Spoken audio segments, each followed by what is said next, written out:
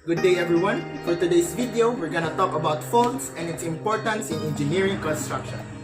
So, let's get into it.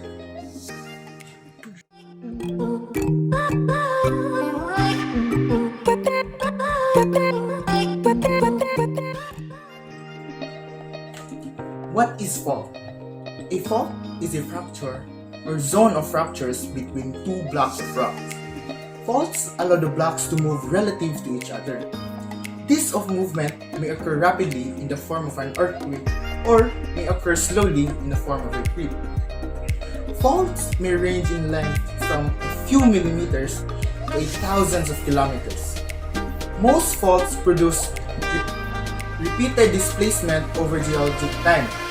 During an earthquake, the rock on one side of the fault suddenly slips with respect to the other.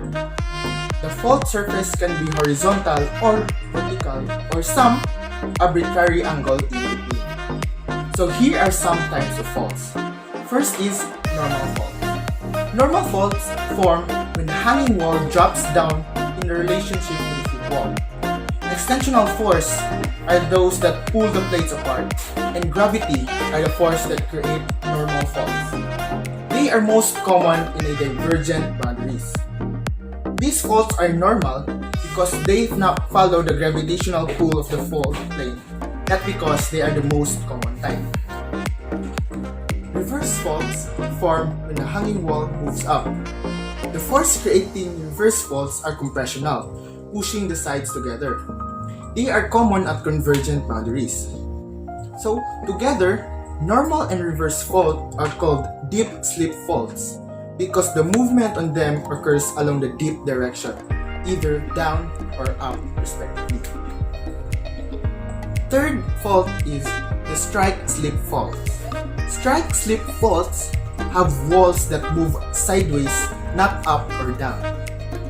In these faults, the fault plane is usually vertical, so there is no hanging wall or footwall. The forces creating these faults are lateral or horizontal, carrying the sides past each other. Strike-slip faults are either right lateral or left lateral. That means someone standing near the fault trace and looking across it would see the far side move to the right or to the left respectively. So the last fault is oblique fault.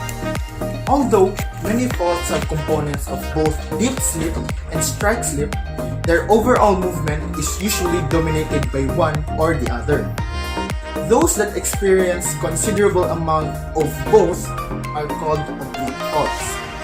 A fault with a 300 meters of vertical offset and a 5 meters of left lateral offset, for example, would not normally be considered a oblique fault. But a fault with a 300 meters of both, on the other hand, would. So why is it important to study faults in engineering construction? So first, it is important to know the faults type because it reflects the kind of tectonic force that are acting on a specific area. So having knowledge on faults can help you strengthen your building, or you will be able to know what type of material to use in the construction best suited along the fault. So, studying faults can secure lives of the people involved in construction proper and the end users. So that's all for my video. I hope you enjoyed and you learned something. Have a great day.